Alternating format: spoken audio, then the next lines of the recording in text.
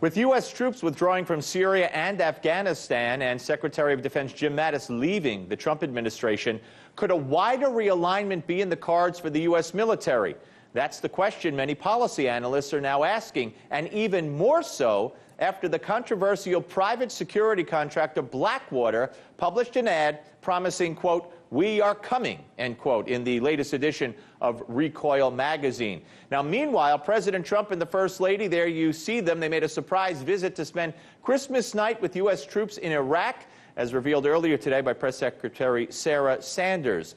Joining me today to discuss what this all means for the future of the U.S. in the Middle East is investigative journalist Ben Swann. Ben, good to talk to you, sir.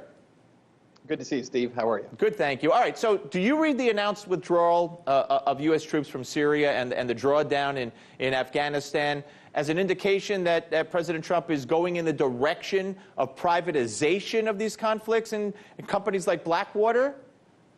Well, you know, when these first announcements were made, I don't think it came across that way. It came across as if the U.S. has done what it needed to do in Syria, and it's time to come home. In Afghanistan, the president, during the campaign was very critical of the Afghanistan war, saying it should have been over with a long time ago, and that troops needed to come home. So I think a lot of people, when they first heard this, just thought this meant troops coming home. But we also know that as recently as April, Eric Prince, the founder of Blackwater, has been pitching the administration on the idea of turning over these efforts, especially in Afghanistan, to a privatized military force like Blackwater, and that it was well received by the administration, more so than many of the other indications that have been given out by military leaders saying, let's just stay the course. All right, so of course we've heard that outgoing Defense Secretary Mattis reportedly not only rejected the idea of getting U.S. troops out, but rejected the idea of privatization. What's the downside to going that route of privatization, if in fact that's where we're headed?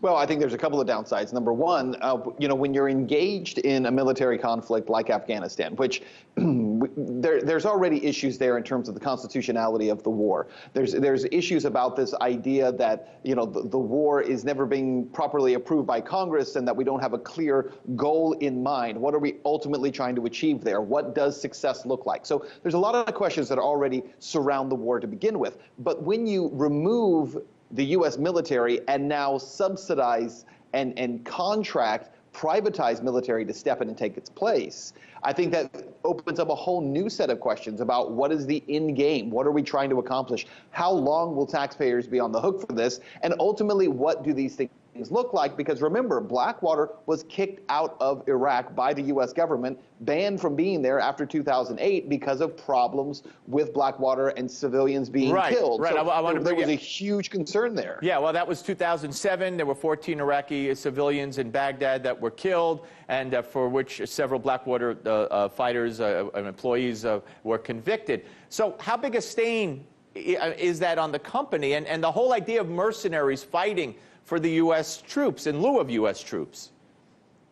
Right. I mean, again, it goes back to, first of all, you asked about the stain. I think there's a huge stain there, right? The name Blackwater became so stained that it's changed its name multiple times as a company and as an entity. But I think beyond that, there is a huge concern, again, about this idea that the U.S. is this imperialist country that is constantly waging war around the world. Since 2001, we have seen one after another these ongoing endless wars. The war on terror is the war that never ends. And when you begin to now shift over to these privatized companies that are served by profiting off the fact there is war. So we know that military contractors profit off war, but the idea that you have these privatized groups, then there would be absolutely no incentive on their part to ever see these wars come to an end. But I interrupt you because we have 30 seconds and I want to get this in, but isn't pulling out and not replacing, quote unquote, replacing our presence there, handing Syria over to Iran and let Turkey do whatever they want to do to the Kurds, isn't that a disaster waiting to happen?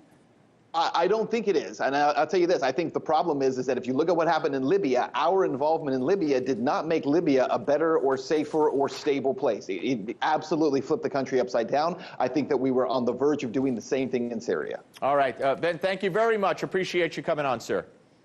Thanks, Steve. Hey YouTube, thanks for checking out our channel. We hope you enjoyed the video. We have tons of content for you just like this. For more of RT America's one-of-a-kind news and analysis, be sure to subscribe and never stop questioning more.